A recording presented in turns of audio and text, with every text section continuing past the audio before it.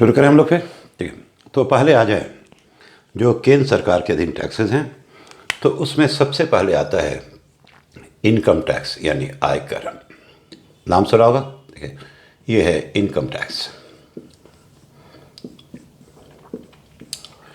दूसरा निगम कर यानी कॉर्पोरेट टैक्स। निगम कर या आपने सुना होगा कॉर्पोरेट टैक्स, अभी सुना होगा, चर्चे में था क्योंकि सरकार ने टैक्स रेट में कटौती कर दी। तीसरा आपका है केंद्रीय, इसको कहते हैं हम लोग union excise duty. Union excise duty, ठीक है, यानी केंद्रीय उत्पाद कर। एक्साइज ड्यूटी, उत्पाद कर। अब ये लगता है किस पे? वस्तुओं के उत्पादन पे। पहले तो आप ये समझें कि टैक्स और कर में क्या अंतर है, यानी टैक्सेशन और ड्यूटी में क्या अंतर है। तो टैक्सेशन जो है ये कॉमन वर्ड है, ठीक है, कॉमन वर्ड है, कहीं भी आप यूज़ कर सकते हैं। लेकिन जब टैक्स वस्तुओं पे लगती है तो हम लोग वहाँ पे ड्यूटी वर्ड यूज़ करते हैं। जैसे आप सुनते होंगे एक्साइज ड्यूटी। तो एक्साइज ड्यूटी जो है आपका किस पे लगता है? तो ये जो है वस्तुओं के उत्पादन पे। आप देखें, वस्तु एवं सेवा, दो चीज़ की बात करें तो देश के भीतर दोनों चीज़ों का उत्पादन होता है, वस्तुएं भी और सेवाएं भी। तो शुरू में ही हमने कहा था कि दोनों में कंट्री लेवल पे कोई अंतर नहीं है। जैसे वस्तुओं का उत्पादन होता है, सेवाओं का उत्पादन होता है। जैसे वस्तुओं की खरीद बिक्री होती है, सेवाओं की भी खरीद बिक्री होती है। जैसे वस्तुओं का अपना मूल्य होता है, सेवाओं का भी मूल्य होता है। और जैसे वस्तुओं पे टैक्स लगता है, सेवाओं पे भी टैक्स लगता है। लेकिन टैक्सेशन पर्पज से दोनों में अंतर है। दोनों में अंतर है। देखो, वस्तु और सेवा ये आपको भी पता होगा। चलो पूछ ही लेते हैं आपसे, क्या वस्तुओं का उत्पादन और बिक्री दोनों अलग अलग समय पे हो सकता है? फिर से मैं क्वेश्चन रिपीट करूं, क्या वस्तुओं का उत्पादन और बिक्री दो अलग अलग समय पे हो सकता है? बिल्कुल होता है। लेकिन सेवाओं का उत्पादन और बिक्री दो अलग समय पे नहीं हो सकता है। सेवाओं की बिक्री उसी वक्त हो जाती है जिस वक्त उसका उत्पादन होता है। तो ये दोनों में अंतर है। अब फिर से वस्तुओं की बात करें तो वस्तुओं का जो उत्पादन है और बिक्री है दोनों अलग अलग समय पर होता है। तो इसके कारण क्या हुआ कि इसने दोनों सरकारों को, केंद्र और राज्य दोनों को मौका दिया और दोनों ने हाथ मिलाया और तय हुआ कि जब वस्तुओं का उत्पादन होगा तो केंद्र सरकार एक्साइज लगाएगी और जब वो बिकेगा तो राज्य सरकार लगाएगी वैट। ठीक है, वैट है बिक्री कर से संबंधित है। वैट का पुराना नाम था बिक्री कर, सेल्स टैक्स, बाद में हुआ वैट और अब आप आगे पढ़ेंगे उसको जीएसटी में हमने मर्ज कर दिया। ठीक है, तो वस्तुओं का जब उत्पादन होता है तो केंद्र सरकार क्या करती है? तो वो लगाती है यूनियन एक्साइज ड्यूटी, उत्पाद कर। और जब बिकता है तो स्टेट गवर्नमेंट लगाती है टैक्स, तो उसका नाम हो जाता है फिर स्टेट का जो सबसे आय का मेन स्रोत था, आपने सुना होगा वैट, वैल्यू एडेड टैक्स। ठीक है, लेकिन ये मौका सेवाओं में नहीं मिला क्योंकि सेवाओं का उत्पादन और बिक्री दो अलग अलग समय पर संभव नहीं है। तो यहाँ पे कोई एक ही टैक्स लगाएगा तो वहाँ पे केंद्र सरकार ने फ़ायदा उठाया और केंद्र सरकार के दायरे में आता था कौन सा? सर्विस टैक्स, जिसको आप पढ़ेंगे बाद में जीएसटी में मर्ज कर दिया गया। तो एक्साइज भी लगता है उत्पादन पे, सर्विस टैक्स भी लगता है उत्पादन पे, लेकिन अंतर है, एक्साइज लगता है वस्तुओं के उत्पादन पे, इसलिए आप इसमें ड्यूटी वर्ड यूज़ करते हैं। और सर्विस टैक्स लगता था सर्विस के उत्पादन पे, लेकिन जब वो बिकता था, वस्तुएं बिकती थी, तो राज्य सरकार क्या लगाती थी? वैट। ठीक है, अब यहाँ पे एक्साइज ड्यूटी में एक चीज़ देखोगे, हमेशा जब आप पढ़ोगे पेपर में, मैगजीन में, तो उत्पाद कर या एक्साइज ड्यूटी में हमेशा आपको लेफ्ट साइड में मिल जाएगा यूनियन। यूनियन मतलब केंद्रीय। जबकि हमें पता है कि जो उत्पाद कर है वो आपका जो है केंद्र सरकार का है। तो फिर हम लोग वर्ड जो है केंद्रीय या यूनियन क्यों यूज़ करते हैं? और किसी भी जगह आपको यूनियन में नहीं मिलेगा। ठीक है, उसके पीछे कारण समझें। तो भारत में कुल मिला के कितने वस्तुओं का उत्पादन होता होगा? हजारों, मेरे ख्याल से लाखों कह सकते हो। तो भारत में हजारों लाखों वस्तुओं का उत्पादन होता है और जब उनका उत्पादन होता है तो केंद्र सरकार लगाती है उत्पाद कर। ठीक है, लेकिन आपको ध्यान रखना है दो चीज़ों के उत्पादन पे, ठीक है, राज्य सरकारें उत्पाद कर लगाती है एक्साइज ड्यूटी। दो चीज़ों के उत्पादन पे ध्यान दें, यानी इन दो चीज़ों को हम छोड़ दें तो बाकी चीज़ों के उत्पादन पे केंद्र सरकार क्या लगाती है? Excise duty.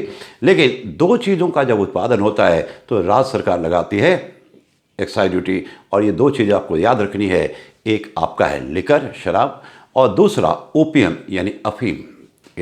अब लिकर और ओपियम इन दोनों का जब उत्पादन होता है तो राज्य सरकारें लगाती है एक्साइज, तो इसका नाम हो जाता है फिर, ठीक है, स्टेट एक्साइज। क्या नाम हो गया? State excise duty. State excise duty ये राज्य सरकार लगाती है। अब लिकर तो समझ में आ गया, लेकिन ओपीएम की बात करें। अब ओपीएम यानी अफीम, पता ही आपको, बड़ा खतरनाक चीज़ है, इससे बहुत सारे ड्रग्स और बनते हैं। तो भारत में जो अफीम की खेती है, ओपीएम की जो खेती है, ये लीगल है, लीगल है। और लीगली सरकार से लाइसेंस प्राप्त करने के बाद सरकार के संरक्षण में राज्य सरकार आप इसकी खेती कर सकते हैं। ऐसा क्यों? क्योंकि जो ओपीएम है उससे दवाइयाँ बनती है और बड़े पावरफुल दवाइयाँ बनती है। सारे मुझे नाम नहीं याद हैं, एक मुझे याद है, नाम सुना होगा, मॉर्फिन, ठीक है। तो मॉर्फिन से क्या होता है? ये पेन किलर है, और सही पूछो तो बड़ा पेन किलर है। तो इसलिए आप देखेंगे भारत में अफीम की खेती कहीं कहीं पे होती है और लीगली होती है। सरकार से लाइसेंस प्राप्त करने के बाद सरकार के संरक्षण में आप चले जाएं यूपी। यूपी में 2 जगह है, एक सुना होगा गाजीपुर और दूसरा बाराबंकी। आप चले जाएं एमपी, एक जगह है मंदसौर, वहाँ पे खेती होती है। और इलीगल तरीके से तो खैर कहीं भी आप उगा सकते हैं। तो ये जो है ओपीएम का भारत में खेती होता है। तो खैर हो सकता है आपने ये अफीम का पौधा देखा हो, नहीं देखा है कम से कम फोटो में देखा होगा, ठीक है। तो सेवन किया है कि नहीं किया है, उसकी ज़रूरत नहीं है। लेकिन अफीम का जो ओपीएम का जो बाय प्रोडक्ट है, ठीक है, बाय प्रोडक्ट, वो हर एक घर के किचन की शान बढ़ाता है और बहुत ही महंगा मिलता है और स्पेशल ओकेज़न पे लोग उसको यूज़ करते हैं।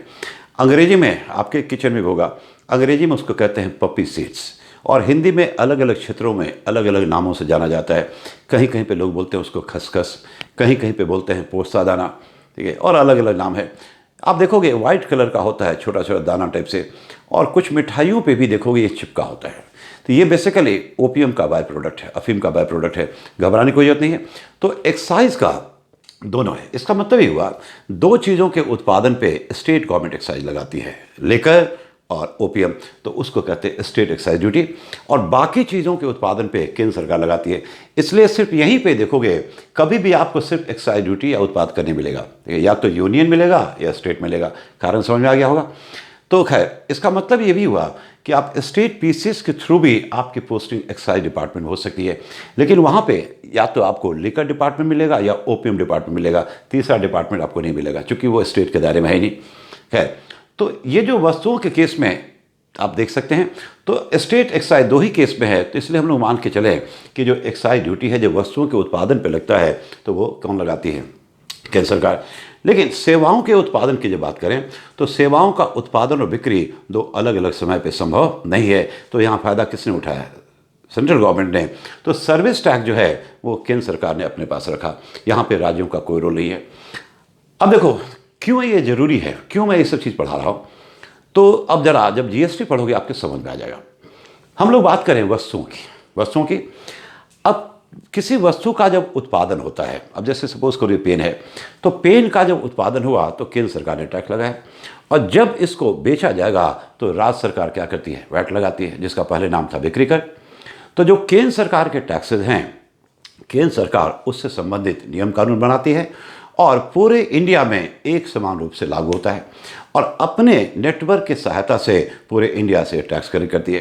तो केंद्र सरकार का जो टैक्स है पूरे इंडिया में उसका रेट क्या होगा? एक ही होगा, वहाँ कोई समस्या नहीं है, ठीक है। लेकिन जो राज्य सरकारों के टैक्सेस हैं, तो हर एक राज्य अपने हिसाब से उसका नियम कानून बनाता है, और साथ साथ, ठीक है, न सिर्फ नियम कानून अलग होते हैं बल्कि टैक्स का रेट भी क्या होता है? अलग अलग होता है।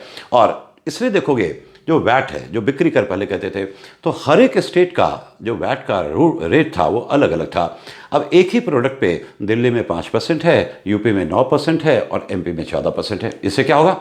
तो जब इसका उत्पादन होगा तो केंद्र सरकार एक्साइज लगाएगी, तो उसका रेट तो सेम होगा पूरे इंडिया में, वहाँ कोई दिक्कत नहीं है। लेकिन जब वो बिकता है ना, तब क्या होगा कि उस पर वैट कौन लगाता है? State government. और चूंकि हर एक स्टेट का वैट का रेट क्या है? अलग अलग है। तो नतीजा स्टेट वाइज वस्तुओं की कीमतें क्या होगी? अलग अलग, ठीक है, अलग अलग। यानी एक ही चीज़ को अगर आप दिल्ली में खरीदोगे तो अलग रेट पे मिलेगा आपको, यूपी में खरीदोगे तो प्राइस अलग होगा और एमपी में अलग होगा। तो ये जो प्राइस डिफरेंशियल, यानी कीमतों में इतना जो अंतर हो रहा है स्टेट के हिसाब से, उसके पीछे कौन जिम्मेवार है? तो केंद्र सरकार की पॉलिसी नहीं, बल्कि किसकी? स्टेट की। तो ये पुराने टैक्स सिस्टम का, पुराना जो टैक्स सिस्टम था उसका ये सबसे बड़ा ड्रॉबैक था, सबसे बड़ा ड्रॉबैक था कि पुराने टैक्स सिस्टम में स्टेट के हिसाब से कीमतें जो है बदलती थी और पूरे इंडिया में एक समान प्राइस नहीं था, एक समान प्राइस नहीं था। अब जीएसटी निश्चित रूप से एक बेहतर टैक्स प्रणाली है। यहाँ पे पहला पॉइंट आपके समझ में आ गया होगा। जीएसटी में सबसे बड़ी खूबी क्या है कि जीएसटी किस सिद्धांत पर आधारित है, तो एक देश एक कीमत। यानी जीएसटी के बाद क्या हुआ है कि जितनी भी चीज़ें हैं पूरे इंडिया में उसका प्राइस जो है वो बिल्कुल एक समान है। प्राइस बिल्कुल क्या है, एक समान है। यानी जीएसटी आने के बाद चाहे आप दिल्ली में खरीदें, चाहे आप यूपी में खरीदें, चाहे आप एमपी में खरीदें, कीमतें क्या होंगी, बिल्कुल सेम होगी, जो पुराने टैक्स सिस्टम में नहीं था। ठीक है, जब आप आगे पढ़ेंगे तो देखेंगे कि बहुत सारी चीज़ें हैं। जैसे दो चीज़ों को मैं आपके सामने है जो आप जानते होंगे, लिकर और पेट्रोल। लिकर और पेट्रोल, तो इन दोनों को जीएसटी के दायरे से बाहर रखा गया है। लिकर और पेट्रोल, तो जिन लोगों को, ठीक है, जीएसटी के दायरे से बाहर रखा गया है, इसका मतलब उस पर आज भी वो पुराना टैक्स सिस्टम काम कर रहा है, बिल्कुल काम कर रहा है। लिकर के केस में देखोगे, ठीक है, अभी भी पुराना जो है काम कर रहा है। ऊपर से पेट्रोल की बात करें, डीजल की बात करें, तो वहाँ भी पुराना टैक्स सिस्टम काम कर रहा है। तो नतीजा आज भी इन सब चीज़ों का जो दाम है स्टेट के हिसाब से वैरी करता है। आप देखते होंगे न्यूज़पेपर में आता है पेट्रोल और डीजल का रेट जो है दिल्ली में अलग है, मुंबई में अलग है, और महाराष्ट्र में अलग, ये चेन्नई में अलग है, कलकत्ता में अलग है। तो प्राइस आज भी पेट्रोल प्रोडक्ट का अलग है। लिकर का प्राइस स्टेट के हिसाब से क्या हो रहा है, चेंज हो रहा है। ठीक है, जबकि जीएसटी में ऐसा नहीं है। जीएसटी का मतलब है कि पूरे इंडिया में कीमतें एक होगी। तो इसका मतलब हुआ कि जो लोग, जिन वस्तुओं का कीमत जो है आज भी स्टेट के हिसाब से वैरी कर रहा है, तो वो जीएसटी के दायरे से क्या है, उनको बाहर रखा गया है। ठीक है, तो ये पुराने टैक्स सिस्टम का सबसे बड़ा ड्रॉबैक था, प्राइस डिफरेंशियल।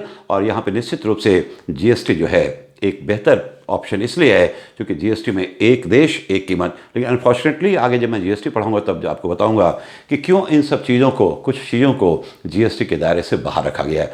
और बाहर का मतलब हुआ कि स्वाभाविक है कीमतें अभी भी क्या होंगी, स्टेट के हिसाब से चेंज होगी। तो ये आज भी है। खैर, और इस केस में पुराने टैक्स सिस्टम में क्या होता था कि चूँकि हर एक स्टेट में प्राइस क्या था अलग अलग, तो जो लोग बॉर्डर के पास थे, जैसे मान लो यूपी एमपी बॉर्डर है, या दिल्ली यूपी बॉर्डर है, या दिल्ली आपका हरियाणा बॉर्डर है, तो जो बॉर्डर के पास लोग रहते थे, चाहे इस साइड या उस साइड, तो उनके सामने बड़ी समस्या थी। कोई भी चीज़ अगर खरीदना हो तो पहले पता करते थे कि वैट किधर कम है, इधर या उधर। अब जिधर कम होगा ठीक है उधर ही कर देंगे। आप देखते होंगे जब गाड़ी से जाते होंगे लिखा होता होगा आपके स्टेट का कि जो है पेट्रोल यही भरवा लें, उसके बाद जो है अगले राज्य की सीमा में पेट्रोल मांगा है तो लोग इधर भरवा लेते हैं। ठीक है, तो ये सब चीज़ें जो है बहुत कॉमन था। देखते हो कि यूपी का आदमी जो है दिल्ली आके गाड़ी खरीदता था, दिल्ली का जो आदमी है वहाँ जाके सामान खरीदता था। तो ये पुराने टैक्स सिस्टम का एक ड्रॉबैक था। अब जीएसटी में ऐसा कुछ भी नहीं है, पूरे इंडिया में प्राइसेस क्या हैं, एक समान है। आई होप कि दोनों मंत्र समझ में आ गया होगा। अब सेवा कर भी आपके समझ में आ गया। अब पाँचवा आपका जो है यह है कस्टम ड्यूटी यानी सीमा शुल्क। कस्टम ड्यूटी यानी सीमा शुल्क, कस्टम ड्यूटी सीमा शुल्क। अब फिर से यहाँ पे ड्यूटी आ रहा है, तो ड्यूटी का मतलब क्या हुआ, फिर से वस्तुओं पे। अब ये सीमा शुल्क कहाँ लगता है, तो बॉर्डर पे। तो इसमें दो आते हैं, इसके अधीन दो आते हैं। एक होता है इंपोर्ट ड्यूटी आयात कर, एक होता है निर्यात कर। लेकिन 99% केस में इंपोर्ट ड्यूटी है, आयात कर है। जो बाहर से वस्तु हम आयात करते हैं तो जब वो भारत में इंटर करेगा तो सरकार आयात कर लगाती है। निर्यात कर जो है ये निर्यातित वस्तुओं पर लगती है। लेकिन निर्यात कर जो है वो नहीं के बराबर है। नहीं के बराबर है क्यों? क्योंकि हमारा जो एक्सटर्नल फ्रंट पे जो हमारी पॉलिसी है वो है निर्यात को बढ़ावा देना। अब भारत का निर्यात कब बढ़ेगा? ठीक है, जब भारतीय वस्तुओं की दाम की मांग अंतर्राष्ट्रीय बाजार में अधिक होगी। और भारतीय वस्तुओं की मांग जो है अंतर्राष्ट्रीय बाजार में अधिक कब होगी? जब भारतीय वस्तुओं की कीमतें अंतर्राष्ट्रीय बाजार में कम हो। अगर भारत सरकार निर्यातित वस्तुओं पर टैक्स लगाती है तो भारतीय वस्तुओं की कीमत अंतर्राष्ट्रीय बाजार में क्या होगी? बढ़ जाएगी। तो अन्य देशों के मुकाबले जो है भारतीय वस्तुएं जब महंगी हो जाएंगी तो भारतीय वस्तुओं की मांग क्या होगी? कम होगी, और हमारा निर्यात क्या होगा? कम हो जाएगा।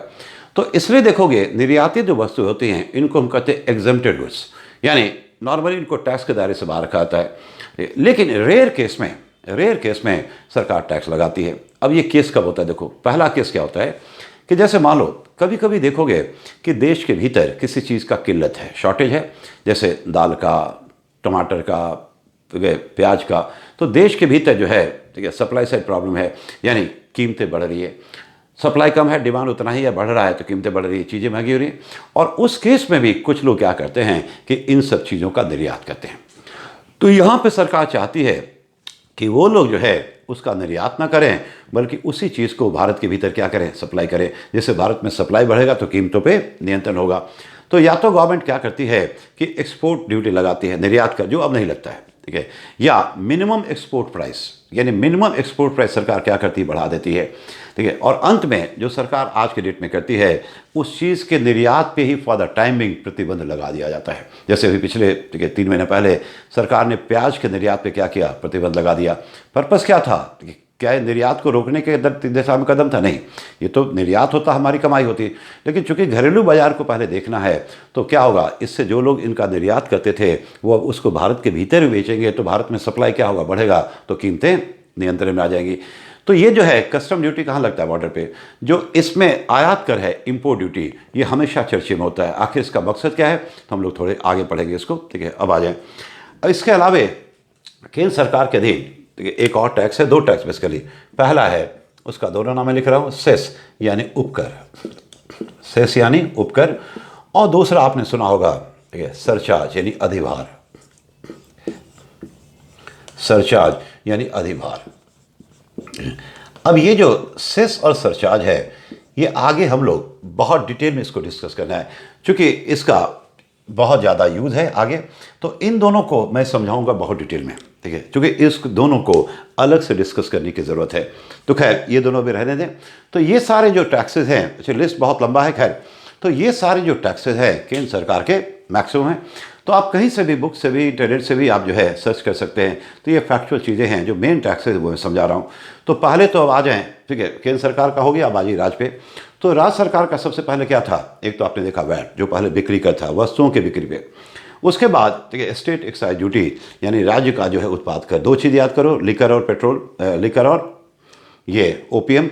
उसके बाद जो राज्य सरकार का जो नेक्स्ट टैक्स है, उसको आप देखते हैं रोड टैक्स, सुना होगा रोड टैक्स। ये रोड टैक्स का जो कंसेप्ट है, जब आप गाड़ी खरीदते हैं 2 व्हीलर 4 व्हीलर, तो देखते होंगे 2 कीमत होता है, एक होता है शोरूम प्राइस और एक होता है ऑन रोड प्राइस। तो शोरूम प्राइस कम होता है, और जब वो ऑन रोड आता है तो बहुत सा आपको अलग पेमेंट करना पड़ता है। तो जब हम खरीदते हैं ना, तो उसी वक्त इंश्योरेंस का पे करते हैं, तो एक आपको टैक्स मिलेगा रोड टैक्स, ये जो बहुत ही कम होता है। अब देखो, चूंकि ये स्टेट गवर्नमेंट का है, तो हर एक स्टेट का रेट क्या है, अलग अलग है। तो ये मेरे क्या किसी के लिए भी संभव नहीं है कि स्टेट गवर्नमेंट के रेट को क्या करना, याद रखना। तो आप अपने स्टेट का खुद चेक कर लें। तो जैसे मान लो आप एक 2 व्हीलर खरीदते हो, बाइक खरीदते हो, तो ये एक बार ही लगता है, एक बार लगता है जब आप उसको खरीदते वक्त। तो 2 व्हीलर का 1000 रुपया हो सकता है, 1200 हो सकता है, 800 हो सकता है, ठीक है। और इसका मतलब ये है कि एक बार आपने रोड टैक्स पे कर दिया, तो अपने पूरे लाइफ में जो है आप आराम से उस गाड़ी को भारत के रोड पे यूज़ कर सकते हैं। तो तब लोग जो है, ठीक है, एक बात विरोध क्वेश्चन पूछते हैं, बहुत जेन्युइन। तो क्वेश्चन पूछते हैं, तो अगला जो राज्य सरकार का टैक्स है वो क्यों आया, तो वो आपका नाम सुना होगा, टोल टैक्स, टोल टैक्स, ठीक है। तो जब हम रोड टैक्स पे ही कर रहे हैं, तो टोल टैक्स क्यों दे रहे हैं? तो रोड टैक्स क्या होता है, आपको एक ही बात देना है, ठीक है। और देखो होता क्या है कि सरकारों का इनकम काफ़ी कम है, खर्चा की अपेक्षा। तो सरकारें हमेशा कोशिश करती है कि कहाँ से 2 रुपया और मैनेज हो जाए। तो टोल टैक्स का जो कंसेप्ट है, बताने की जरूरत नहीं है। तो जब आप, ठीक है, तो टोल टैक्स आप तभी देंगे जब आप उस रास्ते से गुजरेंगे। तो टोल टैक्स का जो थीम है वो बहुत ही सही है। थीम क्या है, देखो, भारत गरीब देश है और इंफ्रास्ट्रक्चर पे बहुत ज़्यादा इन्वेस्टमेंट की जरूरत पड़ती है। जैसे आपने देखा यमुना एक्सप्रेसवे बना, ठीक है, जिससे दिल्ली आगरा की दूरी जो है, जो 6 से 7 घंटे की थी, वो 2-2.5 घंटे में आ गया। रोड बहुत ही बेहतर है। अब उसको बनाने में हज़ारों करोड़ रुपए लगे। तो टोल टैक्स का थीम है कि भारत के लोगों के सहायता से भारत का विकास, उसकी गति में तेजी हो। अब उस रोड पे डेली मान लो 1 लाख गाड़ी क्रॉस करता है, 1 लाख गाड़ी। और एक गाड़ी से अगर 50 रुपया भी लिया जाए, तो एक दिन में कितनी कमाई है, तो 50 लाख रुपया है, बहुत बड़ा अमाउंट है। जबकि एक आदमी जो 50 रुपया दे रहा है, मुझे नहीं लगता उसके ऊपर बहुत फर्क पड़ेगा। जो गाड़ी पे है, निश्चित रूप से 50 रुपया उसके लिए बहुत बड़ा अमाउंट नहीं है। लेकिन 1 लाख गाड़ी अगर क्रॉस करता है, तो दिन भर की कमाई कितनी होगी, 50 लाख रुपये। आप सोच सकते हैं, ठीक है, तो इतनी कमाई है। तो बहुत ही जल्द उस पूरे रोड को बनाने में जितना भी खर्चा हुआ है, उसकी रिकवरी हो जाएगी। और फिर उसी पैसे को लेकर के, ठीक है, आप जो है कोई दूसरा रोड तैयार कर सकते हैं। यानी भारत सरकार या राज्य सरकार के ऊपर जो है कोई अतिरिक्त बोझ नहीं आया। यानी पब्लिक के, क्या कहा जाए, पब्लिक के हेल्प से हम क्या करें, ठीक है, अपने पूंजी निर्माण के दर को बढ़ाएं, इंफ्रास्ट्रक्चर मजबूत करें। तो ये एक बहुत ही अच्छा कंसेप्ट है। लेकिन भारत में चर्चे में रहता है कि टोल का गेम चल रहा है, यानी बने हुए कई साल हो गए और रिकवरी भी हो चुकी है, यानी कि जितना खर्चा हुआ उससे कई गुना ज़्यादा रिकवरी हुई। लेकिन ये जो टोल माफिया है, जिसमें अधिकारी लोग हैं, पॉलिटिशियन हैं, ये कभी भी इसको ख़त्म नहीं होने देंगे, क्योंकि बहुत ज़्यादा कमाई इससे, बहुत ज़्यादा कमाई है। और इन लोग जानबूझ के किताबों में अंडर रिकवरी शो करते हैं, यानी अभी पूरा जो लागत है उसकी वसूली नहीं हुई है। तो कई बार आपने देखा होगा कि कोर्ट को इंटरफेयर करना पड़ा है और कोर्ट के आदेश से टोल को बंद किया गया है। तो ये इंडिया में एक अलग है, लेकिन फिर भी जो कंसेप्ट है वो बहुत ही सही है कि भारत का आम आदमी, अगर इतने ज़्यादा लोग हैं, थोड़ा थोड़ा भी करके कंट्रीब्यूट करते हैं तो एक बहुत बड़ा अमाउंट हो जाता है, और उस पैसे को लेके आप उसी क्षेत्र का, उसी राज्य का या देश का क्या कर सकते हैं, विकास के दर को आप बढ़ा सकते हैं। तो इसका कंसेप्ट टोल का है। इसके अलावा एक नया कंसेप्ट आप देखेंगे, वो है आपका मोटर व्हीकल टैक्स, ठीक है, MVT, मोटर व्हीकल टैक्स। फिर मैंने आपसे कहा कि सरकारें हमेशा चाहती है कि कहाँ से 2 रुपये आ जाए। एक समय था कि भारत में कुछ ही गाड़ियाँ बनती थी, मैं 4 व्हीलर की बात कर रहा हूँ, और आप तो देखोगे कि एक बड़ी एक कार मंडी के रूप में बात आ गया है, और गाड़ियों की संख्या बढ़ रही है, वैराइटीज़ बढ़ी है, साथ साथ गाड़ियाँ अब लग्जरियस गाड़ियाँ हो रही है। अब तो देखोगे SUV आ गया, आधे ट्रक के बराबर गाड़ियाँ आ गई, तो काफ़ी महंगे गाड़ी मार्केट में आ रहे हैं। तो सरकार हमेशा जब टारगेट करती है तो रिच को, ठीक है, क्योंकि गरीबों के साथ कुछ समस्याएं हैं, वहाँ पे आप ज़्यादा टैक्स की उम्मीद नहीं कर सकते हैं। तो ये जो मोटर व्हीकल टैक्स है स्टेट गवर्नमेंट का है, तो ये भी लगता है लेकिन लग्जरियस गाड़ियों पे, ठीक है। लग्जरियस का मतलब जो 3-4-5 लाख से ऊपर है, क्योंकि हर एक स्टेट का अलग अलग है, तो कहना बड़ा मुश्किल है। तो ये भी आप देखेंगे कि जब आप गाड़ी खरीदते हैं तो उसी वक्त आपको क्या करना पड़ता है, रोड टैक्स के साथ साथ अब ये नया टैक्स जो है मोटर व्हीकल टैक्स भी आपको देना पड़ता है, ठीक है। ये भी राज्य सरकार का है। इसके अलावा राज्य सरकार का एक और टैक्स आपने सुना होगा, उसका नाम है बेसिकली एंट्री टैक्स, या ठीक है, उसका दूसरा नाम है ऑक्ट्राई ड्यूटी, जिसको हिंदी में लोग बोलते हैं, ठीक है, चुंगी। क्या बोलते हैं, सुना होगा ये चुंगी। ये बेसिकली क्या है, चुंगी जो है एंट्री टैक्स का है कि जब देखोगे लोडेड ट्रक होते हैं या लोडेड लॉरी होते हैं, वो जब स्टेट में इंटर करते हैं तो उनको अलग से देना पड़ता है, ठीक है। ये सिर्फ लोडेड ट्रक और लॉरी पे है, तो ये भी स्टेट का आ जाता है।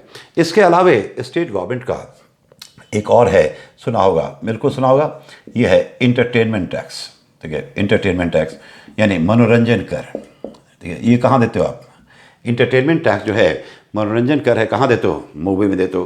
तो ये जो है, जब मूवी देखने जाते हो, टिकट कटाते हो, तो इसमें आपको टैक्स मिलता होगा। अब ये जो इंटरटेनमेंट टैक्स है, ठीक है, ये राज्य सरकार का है। आपने देखा होगा कि किसी किसी राज्य में क्या होता है कि किसी मूवी को टैक्स फ्री कर दिया गया। अब मान लो महाराष्ट्र सरकार ने टैक्स फ्री कर दिया, तो ये महाराष्ट्र में ही टैक्स फ्री होगा, ठीक है, यूपी में नहीं होगा, बिहार में नहीं होगा। क्यों, क्योंकि स्टेट के दायरे में आता है। तो ये भी, ठीक है, इंटरटेनमेंट टैक्स जो है राज्य सरकार के दिन आता है। इंटरटेनमेंट टैक्स को लेकर के, ठीक है, सबसे बड़ा जो खूबी इसमें क्या है कि फिल्म में इंटरटेनमेंट हो या ना हो, आपको टैक्स पहले देना है। खैर, स्टेट गवर्नमेंट का मुझे लिखने के लिए बहुत कुछ है, तो मैं 1-2 टैक्स में स्टेट गवर्नमेंट का और डिस्कस कर रहा हूँ। जैसे स्टेट गवर्नमेंट का एक और है आपका, ठीक है, जिसका जो कि काफ़ी उत्पादक है, उसका नाम है स्टैंप ड्यूटी टैक्स। इससे अच्छी कमाई होती है, ठीक है, स्टैंप ड्यूटी टैक्स। अब ये क्या होता है, जब कोई अचल संपत्ति आप खरीदते हैं, जैसे लैंड हो गया, बिल्डिंग हो गया, तो उसका रजिस्ट्रेशन होता है, तो जो खरीदार होता है ना, ठीक है, वो पे करता है। जो रजिस्टर्ड वैल्यू है उसका एक सर्टेन परसेंटेज। अब चूंकि स्टेट का है, इसलिए हर एक स्टेट का अलग अलग है, मुझे नहीं पता, मैं दिल्ली की बात बता रहा हूँ। अब जैसे मान लो दिल्ली में कोई प्रॉपर्टी आपने खरीदा, और रजिस्टर्ड वैल्यू जो है, यानी जिस वैल्यू पे रजिस्ट्री होती है, ठीक है, ऑफिशियली, वो 1 करोड़ का है। तो जो खरीदार है आप हैं, तो आपके नाम पे रजिस्ट्री होगी। तो ये रजिस्ट्री किसके नाम पे होगी, टैक्स का रेट क्या है, तो दिल्ली में क्या रेट है, ठीक है, कि अगर वो प्रॉपर्टी जो है महिलाओं के नाम पे रजिस्ट्री हो रही है, तो टैक्स का रेट है 4+1%। 4+1 यानी 4% जो है, यानी 1 करोड़ का अगर रजिस्ट्री वैल्यू है तो 4 लाख हो गया स्टैंप ड्यूटी टैक्स। और 1 जो है वो आपका है रजिस्ट्रेशन चार्ज, या उसको आप कहते होंगे कोर्ट फी, जानते होंगे। तो 4+1 है, तो ये तो 5 लाख रुपये आपको अलग देना पड़ेगा, ये खरीदार देता है। ये अगर वही प्रॉपर्टी ज्वाइंट नाम से रजिस्ट्री हो रही है, यानी एक मेल एक फीमेल, ठीक है, तो उस केस में जो है रेट हो जाता है 5+1, यानी 1% ज़्यादा, 5% टैक्स का रेट और 1% जो है वही रजिस्ट्रेशन चार्ज। लेकिन अगर वो पुरुषों के नाम पर रजिस्ट्री होती है तो दिल्ली में फिर रेट है 6+1, तब रेट और बढ़ गया। तो इसका मतलब जो है, इसका मतलब क्या हुआ, सरकार भी चाहती है कि प्रॉपर्टीज़ वगैरह जो है महिलाओं के नाम पर रजिस्टर्ड हो, और मुझे लगता है कि हर एक स्टेट में भी यही ट्रेंड है। इसलिए आप देखोगे आपके पास जितने भी प्रॉपर्टी हैं, घर है, ज़मीन है, तो मोस्टली हम देखते हैं कि महिलाओं के नाम पर ही रजिस्ट्री होती है। ठीक है, तो इसका लीगल सिग्निफिकेंस क्या है उससे हमें मतलब नहीं है, मेन इकोनॉमिक सिग्निफिकेंस, क्योंकि जब महिलाओं के नाम पे रजिस्ट्री होगी तो आपके जेब से कम पैसा जाएगा, ये चीज़ें है। तो प्रॉपर्टी टैक्स से जो है सरकारों को, स्टेट गवर्नमेंट को अच्छी खासी कमाई होती है। ठीक है, तो स्टेट के दायरे में भी बहुत सारे टैक्सेज हैं, बहुत सारे टैक्सेज हैं, लेकिन एक आपने सुना होगा, एक मैं और लिख दूँ, और उसका नाम है लैंड रेवेन्यू टैक्स। ठीक है, भू राजस्व कर, लैंड रेवेन्यू टैक्स, नाम सुना है, भू राजस्व कर। भू राजस्व कर जो है, इसको हम लोग बात ये पॉपुलरली इसको हम जानते हैं किस नाम से, तो ये जाना जाता है कि ये माल गुजारी। और इस तरह का जो टैक्स है अब होना भी नहीं चाहिए, ये अंग्रेजों के टाइम से चला रहा है।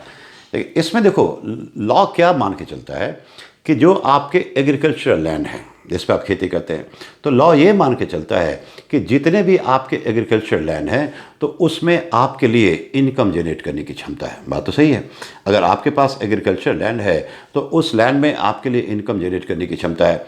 ठीक है, और अगर ऐसा है तो फिर सरकार को टैक्स दीजिए।